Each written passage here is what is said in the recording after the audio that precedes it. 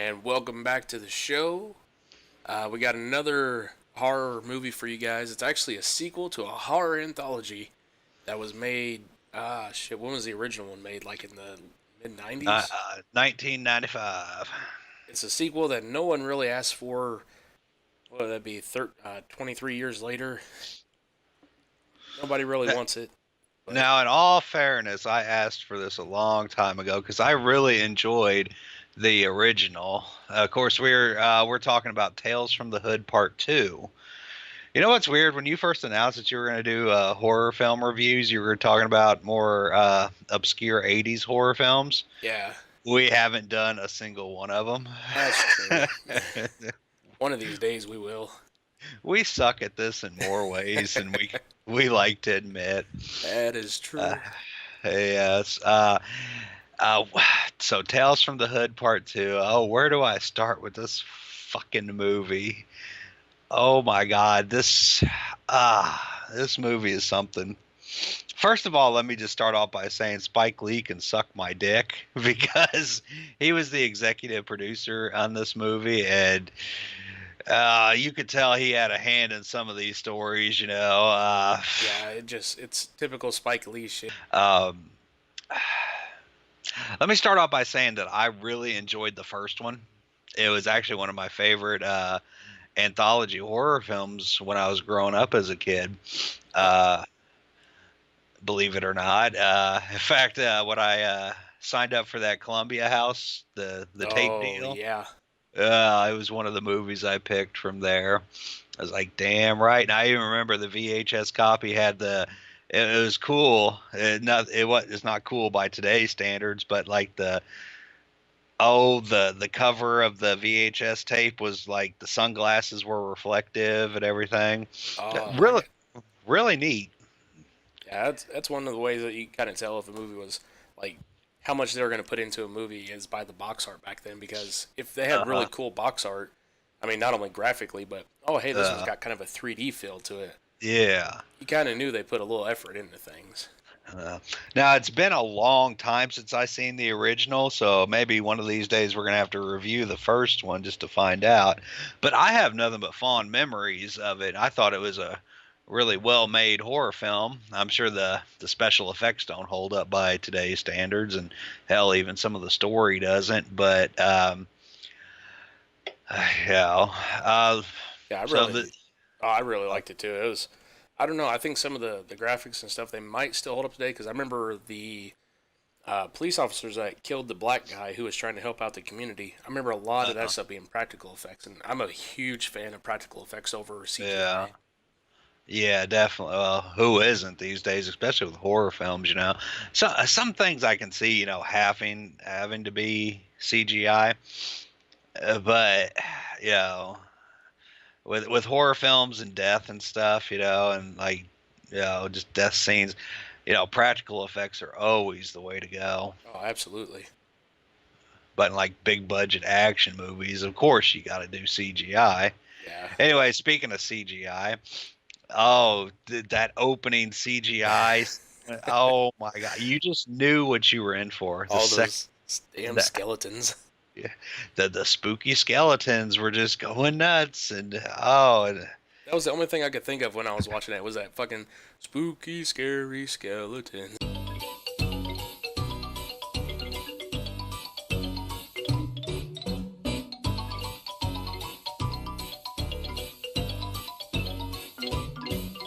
Spooky, scary skeletons and shivers down your spine. just awful. And I was watching that, I was like, see, I didn't know this was on Netflix. You told me it was on Netflix, but I'd bought it. It was $12 for the Blu-ray. I thought, hell, that's a deal. Hmm. And maybe it might be good. Uh, You thought I was wrong. I was wrong. Eh, so I bought it. I paid $12 for it. I wish I knew it was on Netflix before I bought it, and I could have just watched it there. But dummy me, I didn't. It's So okay. yeah, In 6 months, when Netflix gets rid of it, you'll still have the physical copy. exactly. And I'm a collector, so that's what I do. Anyway, so the main selling point of this movie, it seems like, is the fact that Keith David is in it. Which Keith David, he's awesome. He I is. ain't gonna lie. I mean, there's hardly anything he's in that isn't good. The man's a legend just from They Live alone. Yeah, exactly. I mean, the last season of Community Yeah. wasn't good compared to the rest of the seasons, but David was in it, so it's all good. And he was the best part, one of the best parts of that season. Yeah, you throw a little Keith David into something, it's like salt. It could be bland and tasteless. You throw a little salt in there, boom. Keith But David in it. here's the problem with that. Keith David was playing Mr. Sims. Mr. Sims in the first one was played by Clarence William III, and he's not as good as that. That's He's not as good as Clarence Williams III. that is true, but I also think that it kind of goes with the tone. Clarence Williams did a fantastic job with his. I don't want to say overselling of it or overacting in it because he acted fine in it. It was awesome in it, but it was more of a serious tone. The first one was, where Yeah. this one's over the top, and Keith David plays it perfectly. And that's another part. That's another problem with the second one. The parts that were happening in real life, I guess you can say, on the first one, they were more serious, and there wasn't as much of them. It was just this small little parts of the movie, that would just introduce the next story. Yeah, just little segues. Yeah, on part two, it was pretty much the driving force of the whole movie. They were longer and there was more dialogue in them. It wasn't just, oh, did you enjoy that story? Well, I got another one for you. It was more, because here's the thing. The main bad guy in the movie, and I'll put that in parenthesis, because, I don't really know what this dude really would be considered. His name was Dumas Beach, Yeah, bitch. Basically, it was dumbass bitch. yeah. They make a reference to that at the very end when the robot speaks his Yeah, name. yeah. Did they really think they were being clever or funny when they did that? It's I like a mean, it's like a 14-year-old edgelord wrote that shit. hmm I got an idea. Let's name the guy Dumbass Beach because he's from the government and the dude's just a dumbass bitch. As they talk. that's funny. It's like they watched. I think it was that Snickers commercial, or Oh, like the Mr. Dumbass. yeah. Yeah, and like the writer of this movie saw that commercial and just thought that was the funniest thing ever. Am I your man, Mr. Dumbass? The name is Dumas. And he said, "Well, I can do one better." I'll make an entire movie about a guy named Yeah, Dumas. yeah, and I'll even make his last name bitch. Take that, commercials. Now, my main problem with this movie is it's hateful. I ain't gonna lie, it's hateful. Uh, you know, I'm just gonna go ahead and say it. I'm a liberal, a Democrat, whatever you want to call me these days, and I knew the movie was gonna have some anti-Trump, messaging. Definitely some Black Lives Matter, stuff in it, and I was fine with that. Going into it, I knew what to expect. But I thought they would be just a little bit more subtle about the whole thing. This is Spike Lee, baby. He's not subtle about that shit. Oh, they really went overboard with it. In fact, there was a part towards the end. I can't remember if it was on the sacrifice or it was during the actual main, Oh, story with the dumbass yeah, dumbass bitch dude. But there was a part where there was stuff flashing by, and you could see the MAGA signs in the back, the "Make America Great Again" stuff, and he was trying to sell all the key Trump talking points. yeah, And I was just like, oh man, yeah. I think that this. was the robot one because if I remember right, he was up on stage with the robot, and then as everything was unfolding, that was when he was mentioning in it. Yeah, definitely. And like there were just flashes of him talking, and oh, it was just something that my side doesn't understand. The whole Democrats and liberals and all that doesn't understand that there's such a thing as driving people away from our side. I'm a firm believer that liberals have the best ideas when it comes to, like, Medicaid for all and all that, and, just all that good stuff. But there's such a thing as just, make alienating people. And that's what they really do. That, somebody that's on the fence could see this movie and just be like, no, I don't want no part of this, this is too much. And I really don't know how I feel about all that. Well, I do, I feel terrible about it, So anyway, but we'll get off the whole political subject there. I wish Spike Lee could have did the same thing. Yeah. But anyway, the stories goes as follows. The first one was called Good Golly. That one had the Museum of Negrosity. Negrosity. I think that's how you pronounce it. I don't know. Am I allowed as a white person to say this word? Oh, well, we've got to. It's part of the thing, I don't know how N-wordish. Yeah, it's mad inwardish, yo. Yeah. All right. The second one was The Medium.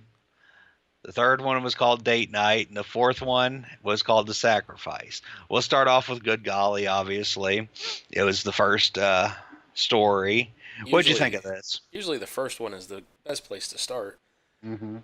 I actually kind of like this one. Like it had a comedic tone to it, and they even had a cool callback to the first one with the little puppet from the big mural that came alive. Yeah. He was like the main puppet from the original. I think that was the third story Yeah, on I the think original so. one.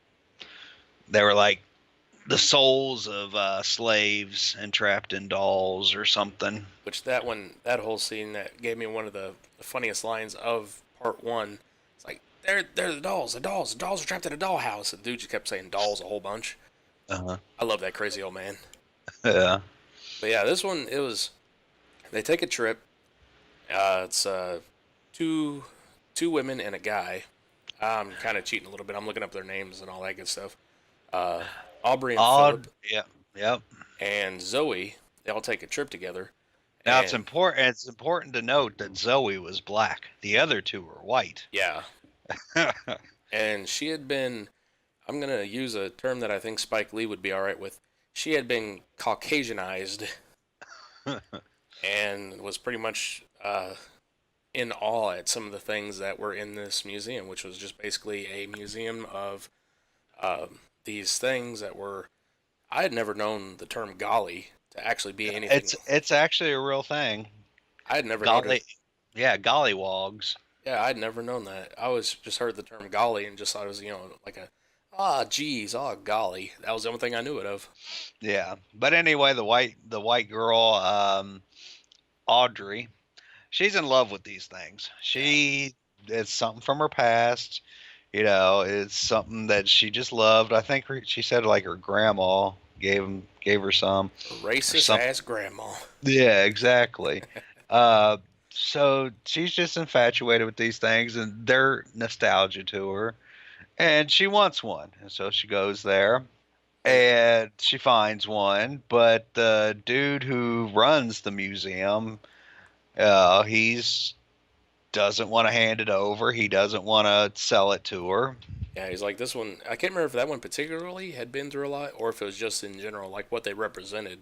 But he's like, He said that one in general, but he pretty much implied that it was all of them in general too at the same time. yeah, all the dolls have like a history and it wouldn't be right.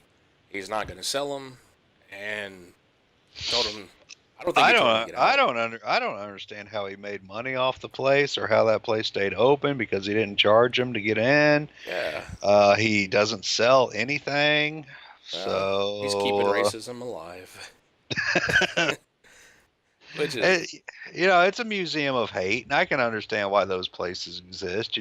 If anything, to show us how far we've come. yeah, Honestly, they didn't bring that part up. yeah.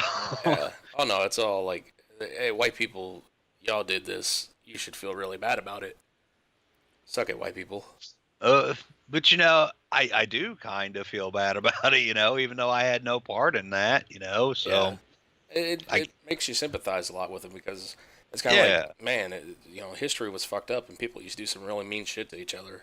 And it's, like you said, it's amazing how far we've come. I mean, granted, there's still atrocities happening every day, but nowhere near in the spectacle of things like it used to be. Yeah, definitely. Anyway, it's just weird, Yeah. this whole story. It ends with them later on breaking into the museum, and this is when Audrey's brother Philip decides to join the party, and Philip is dating Zoe. He's like, oh, y'all gonna break into a museum? Count me Uh, in. it's like you got to get a hold of one of them gollies. I get it. I get it. She you got needs you needs the golly. she I got the got you. fever. Yeah, I got you. All right, so they break in. Surprisingly easy to break in. Yeah, Who would have known and that a place with like a door latch would have been that easy to break into?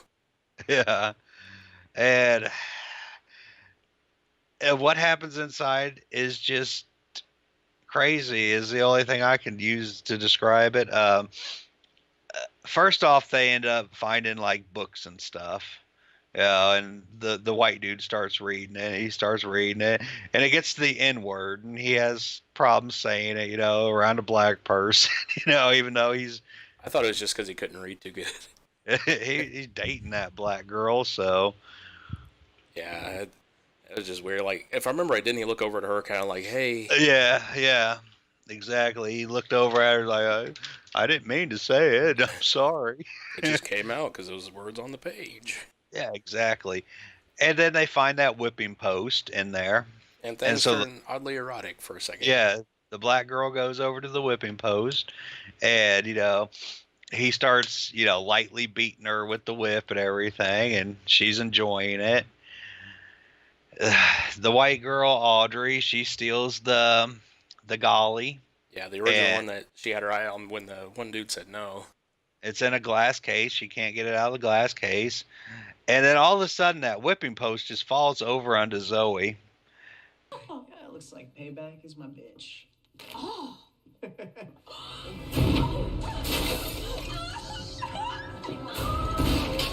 And during the commotion, Audrey drops the container with the golly in it. And it breaks open. And how the hell that whipping post fell over, I have no idea. Yeah, I have no idea. Yeah, I mean, that's a solid piece of wood. I mean, and she just barely, had any, weight on it whatsoever, but it fell over onto her. Oddly enough, the guy who runs the place still assumably asleep. I don't think he lives there, That would make sense then. Yeah. but maybe, who knows? They didn't really get into that whole deal. Anyway, after the case breaks open, they looked for the golly doll, but the golly doll is nowhere to be found. And all of a sudden, the golly's right behind him, and it's Like huge. 8 feet tall Yeah. at least somehow. And I see, how did Zoe die? I can't remember how Zoe died. I can't Zoe remember. Zoe She was. Zoe took off running, and I think she fell right in the entranceway door that was made of a mouth. Yeah. It kind of resembled a mouth, and right as she fell, like the teeth came down onto her. Yeah, I think that's right. Yeah, and like split her in half or just hurt her enough to kill her. Blew her What? back out. Yeah, one of the two. And then the Philip, he gets, you know, he falls onto the whipping post, and the golly doll picks up the whip and just starts whipping the shit out of him. Yeah. And I couldn't tell if this was a bad effect or a good effect. I'm kind of in the middle of it. He just starts beating the shit out of him till basically his skin's completely gone, and then you see his bones, and then he whips some of the bones away, and then the Oh, organs start falling out. I couldn't tell if that was good or bad. Sometimes I'm a terrible judge when it comes to these things. I just thought it was like really cartoony. It was a neat effect, but just over the top cartoony, unrealistic, I guess. Yeah, definitely. But it was. And, Oh, I'm sorry. Go and ahead. anyway, after that, Audrey comes up to him and is like, "Oh, it's fine, I love you, golly, and all." And the golly doll and Audrey start fucking. Yep.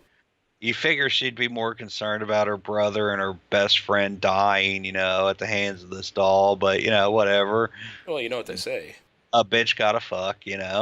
Anyway, they fuck, and then like it does this, like it pans up to the sky and everything, and it does these a whole bunch of day and night shots, showing the time lapse and everything, or time moving forward thing. And all of a sudden, you see Audrey. She's laying in this bed or whatever, and the owner of the shop is there, and he's putting up all this plastic around. She's like 9 months pregnant. Ready to And, explode. yeah, and he's putting all the plastic around so the white woman blood don't get everywhere. That would taint the museum, damn it. Yeah, exactly. And she was like, for the baby, don't worry about me, but for the baby's safety, shouldn't I go to a hospital? He's like, no, bitch, because what do I tell him? And all of a sudden she just explodes with Yeah. all these fucking gollies just popping out of her. It must have been 100 of them. Yeah, it was just like a fountain of them. Yeah. And, at first she's all like, oh, I love you, gollies. Oh, she's sitting there dying and everything. And She is a new mother who will love her children until literally the time that she dies. well, the time that she dies is only a few seconds from then, because more and more just keep popping out and splitting her open even more. But yeah, no, she's just going crazy with the whole thing. She's like, oh, I'm so happy. And that's how that story ends. There's also a quote from the guy who owned the museum. Fucking white women and having babies. But how dare they call you a stereotype? You're just the creation they designed you to be.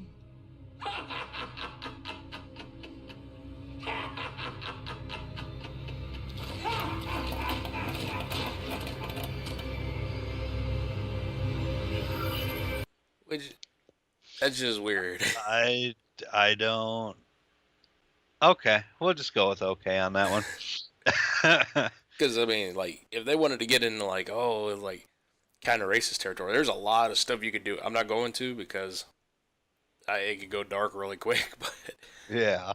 it's one of those things where, I don't know, it's weird and goofy. Yeah. And then then we go in to the second story. It's called The Medium. And this one's okay.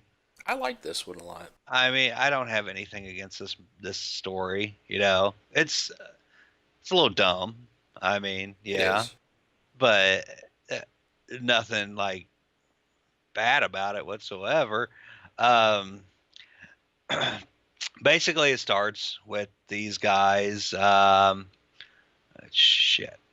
They're like in a not Ah, really a museum, but like a garage of really nice yeah. cars. It's a garage. It's the rich dude's garage. Basically, this rich dude, he's a former pimp. His name's Cliff. And he's getting beat up by these three dudes in his garage. It's full of fancy cars and all that. And, they're wanting his money. He refuses to give it up. Yeah, he says it's like been given away or in some sort of a foundation or something. Yeah. Yeah, he's opening some kind of school or something. He's going to build 2 magnet schools and sponsor scholarships to improve life for the next generation. That's straight from Wikipedia, by the way. That's what I have up. Yeah. Um, and then the Cliff dude accuses one of the robbers of being a bitch for Bobby Sanchez and San Quentin, and he's beaten to death right then and there. I just want to know, like, prior to the being beaten to death, and I don't have the money, guys. It's all in the foundation. Why didn't he just give him a car? I'm I sure. don't know. I'm sure that car would have been enough to pay off whatever debt he owed. Honestly, that scene right there where he was getting beat up, that dude that was getting beat up did have a couple good lines where He he was did. talking shit about the people that it wasn't just the one that I just said about accusing Yeah, being a that he had, that one dude being a bitch, but he said something about one of the dude's moms being a whore and everything while he's fucking sitting there getting beaten to death, you know. yeah. It, You know that sorry ass hoe house I used to run over on 7th? Yeah. On the top floor, way in the back. I got the nastiest crack hole in the city. No pride at all. Do anything to anybody. Rumor is, animal control uses her blood to put down rabid dogs. So what about him? That's your mama. I hid the money in her snatch. he was all right. He was. He was a pretty funny dude. Had some good So, comebacks. so anyway, they fucked up their plan. Dude got too hot headed and ended up killing the dude. So, how the hell are they gonna find his money now? And so that cuts to there's a TV preacher dude. And he's one of those medium dudes, the dudes who can speak to the dead. Anybody who believes that shit, uh, I just don't know what to say to you because it's all bullshit. Yeah, it's And of course, on here it shows that he's bullshit. He sits there and uses speaker or microphones in his audience and everything to hear the conversations of people, before the show starts. And I'm sure he uses Facebook and Twitter and all that, and has his people look up stuff, and oddly enough they did that in the Leftovers, yes. which was Well, we're not even going to mention the Leftovers here because that's a good show. All yeah, right. yeah, that's true. I just So, figured I'd tie that in with the listening in on people because they looked it up on Facebook on the Leftovers.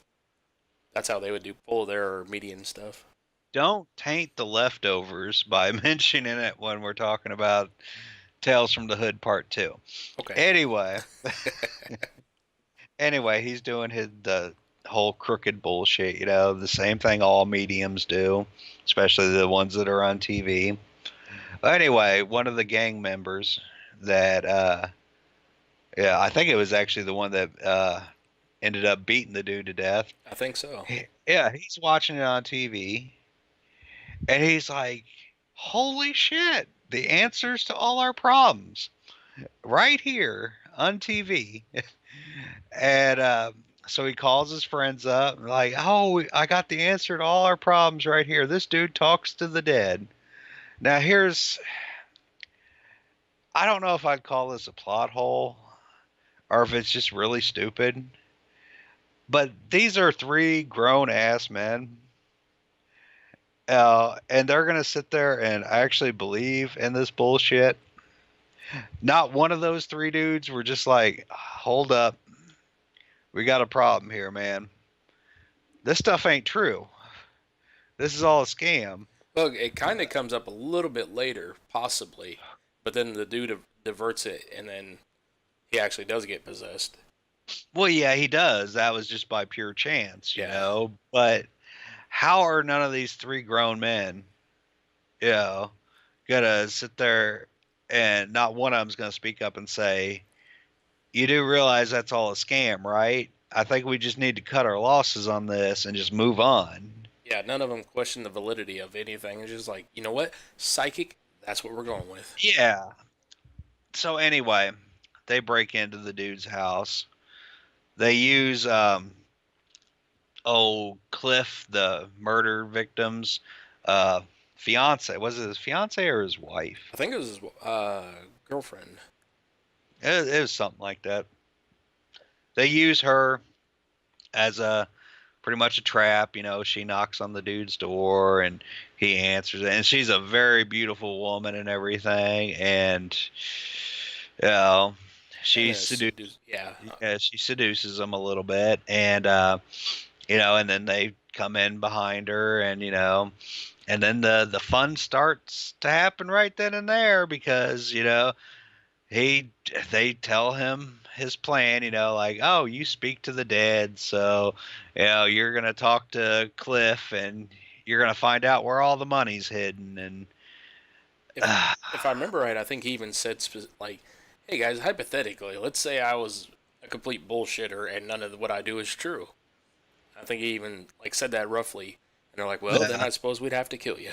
He's like, "Oh, yeah, then it's a good thing that I'm the real deal," or something yeah, and similar.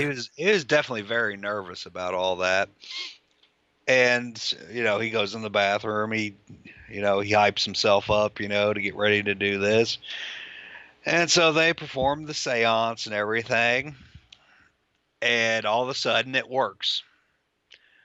At first, it works as um, it works so much that instead of getting Cliff into the body, it was all their other victims, like from drive-bys and all that, Yeah.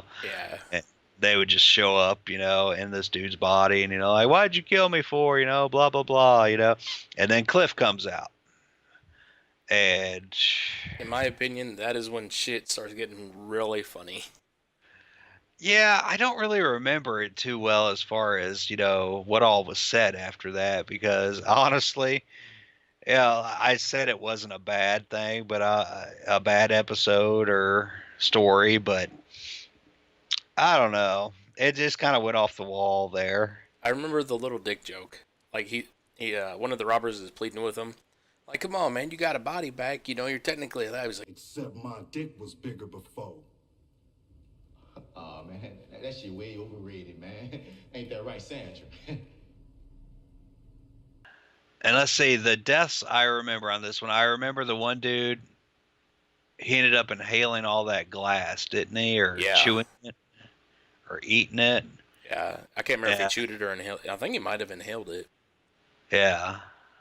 I mean that one was pretty cool. Another one was somebody got electrocuted, but I can't remember how. Yeah, Oh, yeah, that was the final, the main gang member, the last one. He ended up getting electrocuted by like the chandelier, I think. yeah. I think he even started laughing while he was getting electrocuted. I think so. Yeah, something stupid like that. The other one, I think he just like completely spun the dude's head completely around or something. That's the one I couldn't remember. Yeah, that was a weird effect.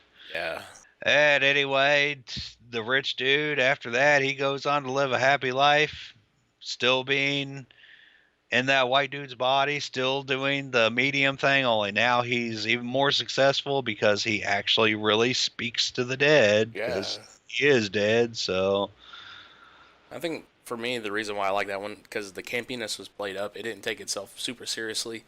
It just kind of went with it. yeah, definitely. It just, you know, I'm always thinking of the first one, and there wasn't too much campiness, I didn't think, on the first one. So, There was a uh, little bit, but it still had that serious tone, and it didn't trade off into like really really campy and then try to be really serious at the same time. It was like it just treaded outside the line. Like, oh hey, by the way, this, and it's like okay, comedic break or something a little off, but then it went right back in line with the serious overtone. yeah, definitely. All right, and our third story is called Date Night. Now, this one is about a couple friends. Let's see, Not too Ty, far off from you and I would say. yeah, Ty and Kahad, I think is his name. Kahad. Okay, all right. I'll let you go into this one because this is more your story than it is mine. Pretty much, these two guys meet these two girls on Tinder. Really beautiful looking women. Two fairly attractive looking guys. I'm not afraid to say it. Yeah, I wouldn't have there sex with there's them. some hotties. There's some Yeah. hotties. I don't care for the dude's dreadlocks. That's just not a turn on for me. But they meet these Yeah, girls on Tinder, and they get sent a video telling them to come out to this place. They're gonna have a good time. They're gonna party and whatnot. So they go out, big place. They go inside. They have a little party, dancing, whatnot, and it gets down to the drinks. Well, One guy slips him some Cosbys. Here's the problem I have with this. Not just because they're the Cosbys. Those women were all over these dudes. They did not need to slip them anything. Yeah. All right, I guess maybe it's their fetish, having sex with unconscious women, and recording them. If that's the thing, sure, I can see it. But as far as just having sex, they didn't need to do that. Yeah, they could have just hell. They could have subtly pulled out their dongs and it'd have been like, "Hey, that's cool. Let's go for it." Yeah, these girls, they were up for anything. Hell, even the videotaping part, I imagine one of them might have been hesitant. One of them might have been a little prudish about it. But all in all, I think they would have still done it. I mean, maybe they're the kind of guys that have to have the women unconscious to fuck them. There's some weird shit out there. As far as sexual fetishes go. So I don't know. Might not have been able to pop a boner unless there's no movement or something. Oh yeah. Oh, they drug them and then they take them upstairs and they set up a camera because they're going to have sex with their unconscious bodies. When all of a sudden one of the guys looks in the camera and says, "Hey, something's off." Which, after you find out what it is, it's like something's off is a little bit of an understatement. There's no women there. It's just literally floating clothes. It's just bra and panties. It's like, what the fuck? And then the guy's like, "Oh, no, I know what you did. I could fix this." Like, yeah, it's definitely a camera problem. Yeah. Everything else is showing up, but just not their skin. And this is like the Three Stooges of fucking camera operators. And finally, so he restarts the camera. He turns it off and turns it back on. And when he turns it back on, instead of laying there, they're up now. So they look up and there they are in vampire form. Teeth showing and all. And it's weird how quick they come to the conclusion that they're vampires, but couldn't put two and two together with the camera thing. So that's pretty much the whole story there is that, they're vampires. They ended up, I can't remember if they bite them there or I think they do. Yeah, they did. I can't remember if they ran downstairs. I think they might have ran downstairs. Bring it the fuck on. Here, come on.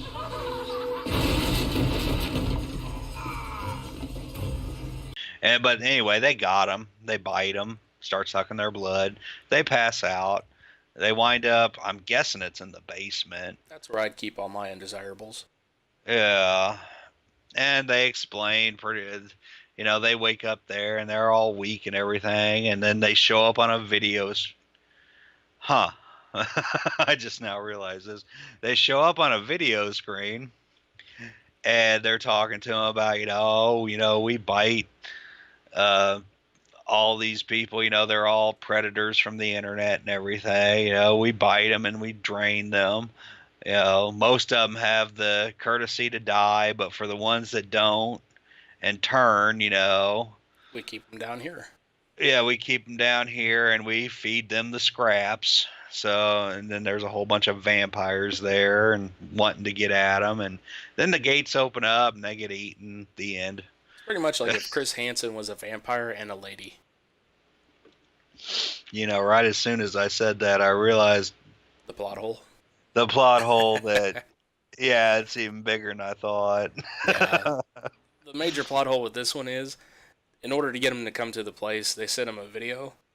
And then when they're trying to videotape them to have sex with them, there's no bodies there because they're vampires. And then later on, they show up on screen again, completely whole as normal people. I didn't even realize that till I started that sentence. That's why there was that pause there. I was like, on video. Oh, yeah. That one, I get it now. Yeah, that one. And there's probably some weird theory out there that, they're vampires, they could turn it on and off, but when they were unconscious, they couldn't turn it on or off because they're unconscious, so they just naturally... Yeah, exactly. But no, vampires don't show up. It's common knowledge. And I've never heard that theory before, and if somebody tries to make it, I mean, that would be a first. That would screw up an entire lore of vampires. Anyway, we go into our final story, the sacrifice. And this fucking story, this one is the one that really you can tell Spike Lee had his hands all over this shit. For some reason, like I imagine Spike Lee, like okay, yeah, pointing out things here and there, and then we're like, all right, the sacrifice. He just like pushes. I got this. This is my story. And this is also the most politically driven story of them all. Yeah. I mean, the main story, the real, would you call it the real life story, between, Yeah. Mr. Sims and dumbass bitch. Yeah. I mean, that's politically too, that's a big political thing there. But the sacrifice is pretty much the only story that really gets into the whole political thing. And boy, does it really get into it. Yeah. You could see parallels immediately. I don't really know where to start with this one. Yeah, it's weird because like it jumps back and forth a lot. Like you'll see scenes from back in the 1950s, and then it'll jump to present day, back and forth, and then finally at the end they kind of piece it together. Basically, it starts off with this couple, and they're getting ready to have a baby, and apparently they've been having a lot of problems, with keeping the baby full term without miscarriaging and all that. Let's see. Henry Bradley is the dad, Okay, Henry Bradley, yeah. and the mother of the child is Emily. Yeah, so Henry and Emily are Yeah. the couple. Yeah, okay. All right, basically, Emily is having these visions of this, Little boy. I don't know if it happened in the same house or different. It's a little confusing. Yeah. She's having these visions of something that happened in the past, of these two white people going around looking for this black person. They're driving around in their truck, they're looking for him. They find him, and they, take them, and the rest will be explained later. Which it kind of reminds me, one of the white dudes in that past story Mm-hmm. looks an awful lot like a young Rand Paul. Yeah. I was just watching that. I was like, that looks like Rand Paul a little bit. I never noticed that, but yeah, now that you say that, it kind of does. Yeah. So anyway, she's having all these visions, and Henry he's worried, of course. He calls the doctor and all that, and apparently he's rich, so the doctor does house calls, Yeah, I've never seen a doctor do a house call. Yeah, only in the South, I guess. Yeah. But and this takes place in Mississippi, by the way. And from there it turns out that Henry, he's a Republican, a black Republican. Oh my God, In it's the terrible. South. Exactly, that's terrible. He's helping this Republican candidate, William Cotton, run for, what's he running for? Governor, I think. Yeah, I think so. It was either governor, because he told him that he could have the position below, which was I think mayor. Yeah. William Cotton's a mayor right now in the story, but he's running for governor, and pretty much William Cotton told Henry that as soon as I get done with that bitch, I'll give her to you. You can have my sloppy seconds. Yeah. And William Cotton's a stereotypical Republican. He's racist, and he definitely doesn't try to hide it. No, he's very blatant about it. Yeah, he's trying to do a thing where they close down a whole bunch of Democratic polling places, Mostly in like the poor black yeah. areas. Yeah. Just being very open about it, and kind of like, as long as we can't get him to the polls, I'm gonna win. Mm-hmm. I mean, he could be like a cartoony racist character, and it would fit perfectly.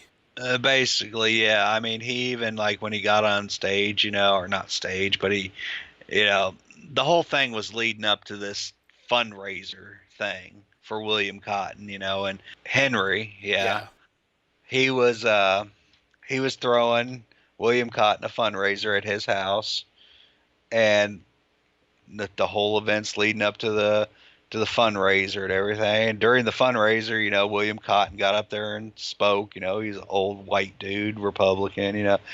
He didn't try to hide the racism whatsoever. Basically what I to say, like, oh, this black man right behind me, he believes in me. Why doesn't every black man, Yeah, just kind of being like your off base, not in touch white guy who's kind of like, hey, this is the way I've lived my entire life, so everything I say is normal to me, but Yeah, you people find it offensive. yeah, exactly. Anyway, his wife, she just keeps on having more problems and more visions and everything, and of the whole incident that happened in the past. Well, anyway, it turned out at the end that the vision she was having was of Emmett Till, which was a real person Yeah, 1955 who was was. beaten.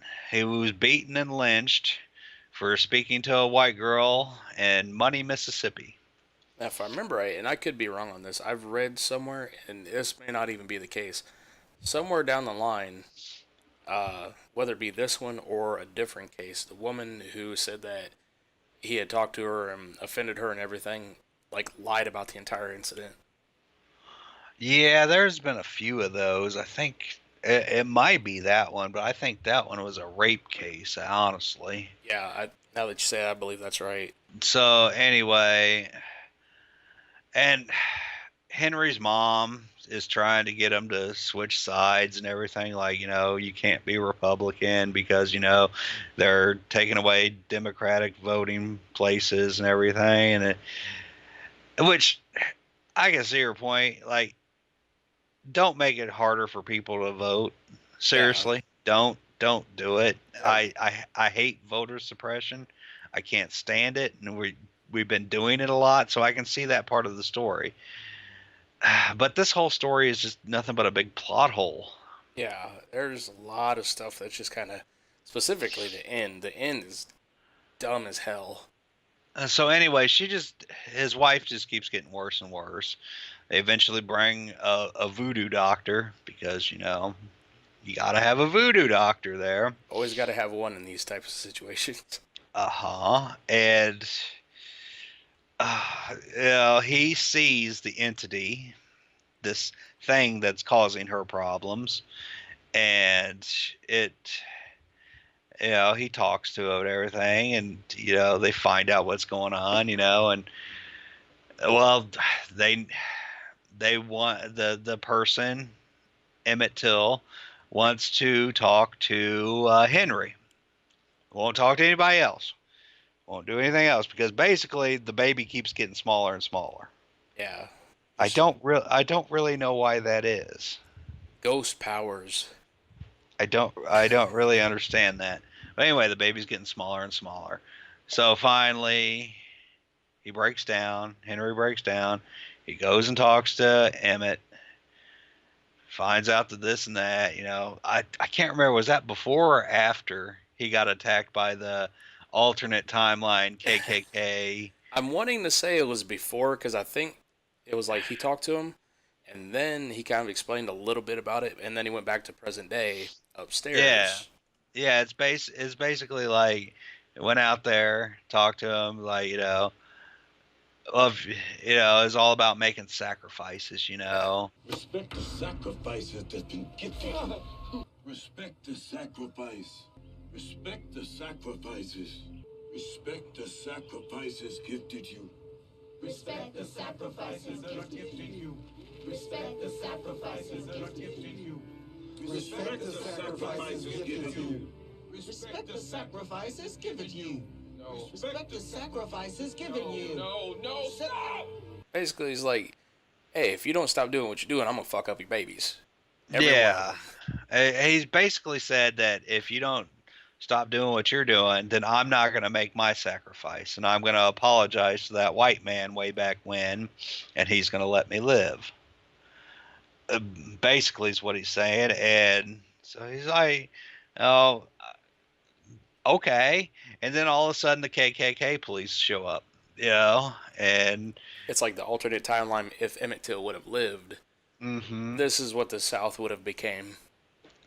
And old William Cotton's the main uh, black person beater, I guess you can say. Uh, and they start beating on him and everything, and then it goes back to Emmett, talking to him and like you got to make the sacrifice, and he was like, okay, I'll make a sacrifice. I won't be Republican anymore. He was like, no, it's too late for that. And It's like, why is it too late for that? That's yeah, stupid. uh, so so Henry had to give his life pretty much, and this was after that, like all the other people who died, from racism, like those Sunday school girls. Yeah. I Even can't. even Martin Luther King shows up, which Yeah, the first time I saw Martin. him, Yeah, I thought he was Eddie Murphy. He looks a lot like Eddie Murphy. you're too young to be Eddie Murphy. True. But like as soon as he rolled up, I'm like, I know that's Dr. King, but damn it, that looks a lot like Eddie. He gonna start fucking spitting out raw, and Yeah, everybody's gonna bust their ass off laughing. yeah, and then so he's got to give the ultimate sacrifice. So he's got to give his life. So he gets beat down by the KKK police. And so he dies in that timeline. He dies in the alternate timeline of if Emmett wouldn't have made his sacrifice. But then it cuts back to the real timeline, And he's and dead. he's dead, even though Emmett made the sacrifice. It's like, why? Who beat him? Yeah, because the KKK police wouldn't have been there. Exactly. Who beat him? This stupid plot hole right here. And his sacrifice meant nothing.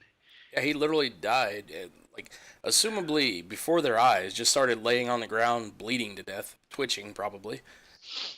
And he didn't switch sides before. He didn't condemn William Cotton or anything like that. No, he just did it as like a goodwill showing, like, hey, I'll change my ways if it's gonna help out. He died a Republican William Cotton supporter. Yeah, I mean, it just the story made no sense, and it was very hateful. yeah. It was, And it really hurts the cause, I think. yeah, The cause that they're trying to do here, it really hurts it. If people see this and they're on the fence about it, say it's an independent watching it, it's like, I don't know one way or the other. If they see this, they could definitely jump the fence onto the Republican side and be like, no, you're full of shit. Not everybody's racist, So it really does hurt the cause.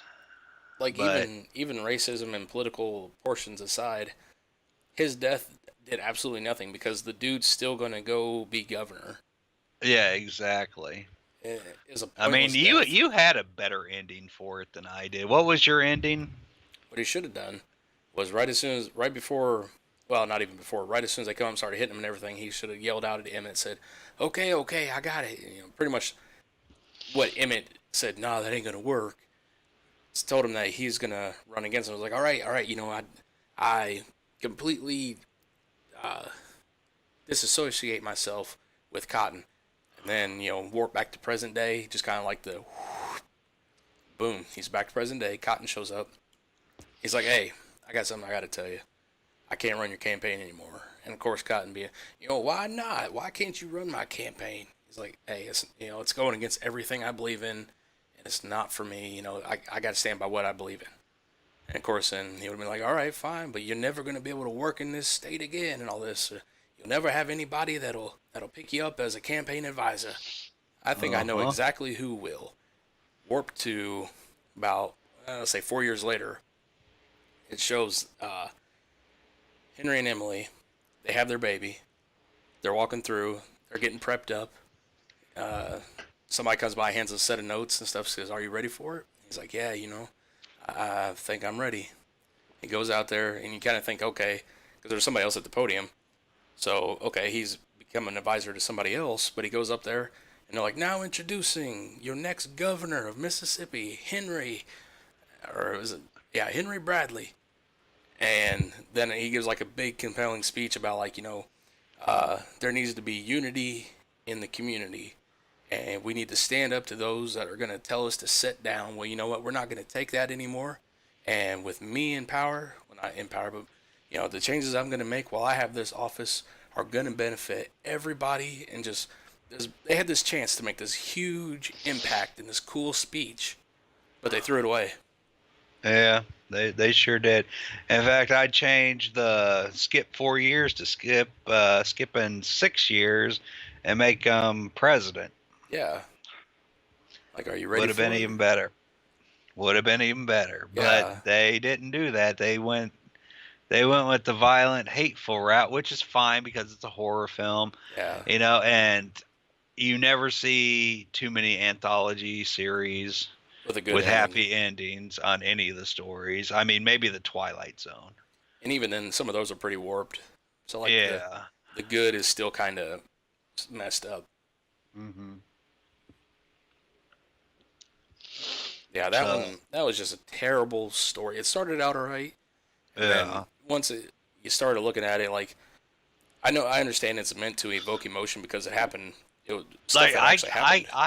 I give it a lot of shit, because of all the problems, but it honestly kept me the most entertained. Like I was most interested in this story. It's actually probably my favorite story, out of all of the stories from this anthology series, because it's just unique, for one, Mhm. and it just seemed to have the most heart Yeah, to it too. The only problem is it's the heart's in the wrong place, I yeah, think. it gets misguided. Yes. The way I would have maybe ended it was where it turns out that William Cotton was the one that was the Rand Paul looking dude at the beginning. That was one of the dudes that was with the Emmett Till story. But I didn't realize at the time that they were telling an actual historical story of what happened to Emmett Till, when they were showing all those flashbacks, you know, Mhm. kind of a little twist ending. But I was like, nah, that's not going to work because this is actual history here, and that would have been disrespectful, to the dead and everybody involved. Yeah, All right. And now for the final part. The the story that's been happening in between the stories yeah, with Mr. Sims coming in. The whole story revolves around this. Oh, he's a robot maker. He's a weapons person. He's got weapons contracts with the government and everything. Of course, his name is Dumbass Bitch. a little on the nose, but we'll go with Yeah, it. exactly. Anyway, Mr. Sims comes to this robots factory, robots research facility, I guess you could say, and he's needed to tell stories to this robot called the Robot Patriot, because this robot's got state of the art, first of its kind AI that can learn and learn and learn and Which learn is from mistakes, learn from other people's mistakes, and learn.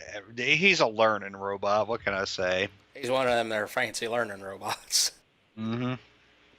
which is weird in itself. It's like we're gonna have this guy come in and tell some stories, or we could actually pump in actual factual data.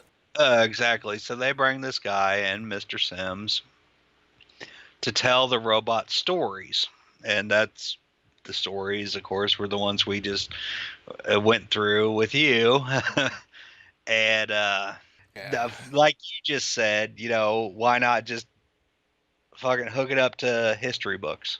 yeah, And the encyclopedias and everything. But no, he's got to hear real stories for some reason. And anyway, this guy, dumbass bitch, he is a complete stand-in for Donald Trump. If Donald Trump was in the weapons business, he would be dumbass bitch. I mean, he's straight up, was sexually harassing his employees, practically grabbing them by the pussy. And when he first meets Mr. Sims, the black guy, played by Keith David. the The first thing, awesome Keith David. yes, the first thing dumbass bitch says to him is, Sir, Mr. Diomedes Sims is here? You're not what I was expecting. I assure you, sir, no one tells stories as well as I. Oh, yes. Your kind are particularly accomplished liars, aren't they? Oh? You know about my kind? Oh, Mr. Sims, my prisons are filled with your kind. Yeah, who says that? Yeah, way to make a first impression, guy. I've met a lot of racist people in my life, a lot, and none of them would sit there and go up to some random black person that they're just meeting and just be like, "Oh, your kind is terrible. Why does your people keep committing all these crimes?" No, it doesn't happen. It's stupid. And if I remember right, wasn't he invited there specifically? Like, I think he even had a hand in picking who it was that they brought in to tell the stories. Yes, exactly. So anyway, in between all these stories, there's, another part, with Keith David and Dumbass Bitch, And at the end, after all the stories are told, they go to unveil the new robot, the Robo Patriot. And, oh, I'll start off with some plot holes, I guess you can say. Mm-hmm. For one, when they unveil the Robot Patriot, or Robo Patriot, he says, Dumbass Bitch says that, this I've put plants out into the attendance today, in the press attendance, and we'll see if Robo Patriot can find him. So he found, there's a few that were Illegal immigrants. There's a few that were wanted for Petty. we'll say, yeah, petty stuff, and everything. My question is though, why the hell would illegal immigrants go to an unveiling like that? Yeah, no, that just doesn't make any fucking sense at all. Yeah, I don't know how he got those plants in the audience, but it just makes no sense. And so basically what Robot Patriot is doing is he's pointing out threats and everything. He's doing all that, and then he's like, there's one really big threat to all of society, and I must take care of it, basically kill it. It's that big of a threat. Of course, he points to Dumbass Bitch. And, his crime was basically being a racist asshole, and all that. And, and he starts running from it. And, oh my God, the CGI in here is so fucking terrible. Yeah, if this was 1989, even the robot looked like shit to begin with. Yeah, it looked like something you wouldn't take seriously. And the lasers that it shot off, the red, white, and blue lasers. Yeah. Oh sure. Oh my God. Hit that a little bit more on the nose there. Yeah. Oh man, this the robot. Now I'm going the robot. The robot. That's what seriously I was getting ready to say. It was like fucking Goldberg's the robot. Yeah. The whole robot thing just screams bad WCW plot. Mm-hmm. Like the 1990s WCW Vince Russo. It wouldn't surprise me if he was in this. If WCW still existed today and Vince Russo would still be in charge of it, I guarantee you there would be a Robo Patriot. There would. I can guarantee you that. And it would actually base it on oh hey, here's in current climate and everything. If hypothetically Rey Mysterio, Juventud, and all the Lucha Libres were still in there, he would have pointed them out. It would have just been this terrible, terrible plot line. And that's what you have in this. But anyway, when the lasers start firing and Dumbass Bitch is running away, from all the lasers. First off, the Robo Patriot is a shitty aim. All right, that robot can't aim worth shit. This is what billions of dollars right here. I mean, you can't hit this old white bastard running away. At a whopping 1.5 mile an hour. He gets picked up, Dumbass Bitch gets picked up by Keith David, Mr. Sims, driving a hearse. he gets in. It turns out he's been shot. The dumbass bitch dude's been shot.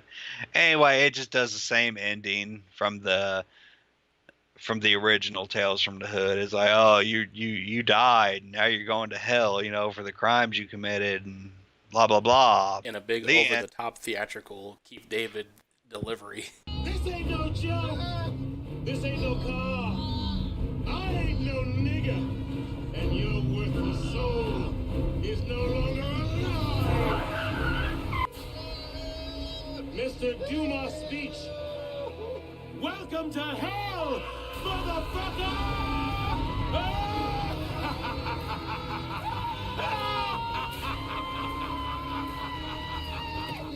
As bad as aim as that robot was, he did hit him in the end, though. I'll give him that. Yeah. Now, the thing about Keith David was that every time somebody said shit, Yeah. he'd be like, shit. Now, see, that was all right in the original because I think it was just like 1 or 2 times in the original. Altogether, I think maybe he might have said it like 6 times throughout the entire movie. Where somebody would say shit, and he'd just like the way it sounded. He'd be like, shit. Like, I got the shit. You got the shit, old man? Yeah. I got the shit. I got that shit right back here. I don't know why they picked that one word there to bring over to the next movie to just really, Hammer, butcher it, basically. Yeah. But they did. They picked shit.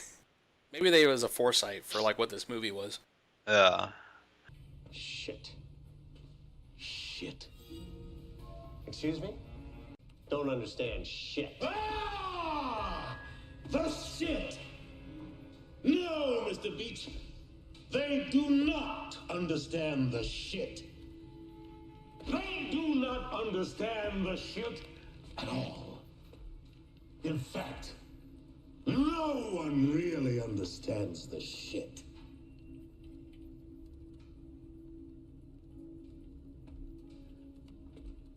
Do we have time for another tale? And anyway, here's some of the problems I have with the movie. The whole thing, basically. Anyway, but get this. This movie has a 67% Rotten Tomatoes score. All right, this thing is pretty much fresh. Okay? Which I know you can't really base movies too much on their Rotten Tomatoes score. True. I get that. The first one has a 47% score. That is ridiculous. All right, so the second one they're saying is better by 20 points. Anyway, I would give this movie maybe a 2 or a 3 at the absolute highest out of 10. This movie was terrible. You should skip it. It's a hateful movie. I don't like it. I hope that in the near future we can review the original Tales from the Hood, a good Tales from the Hood movie. Yeah. And ironically, we hated this movie so much, but this is going to be our longest video so far. I mean, come on, but that's just because there's so much bullshit to talk about. There is.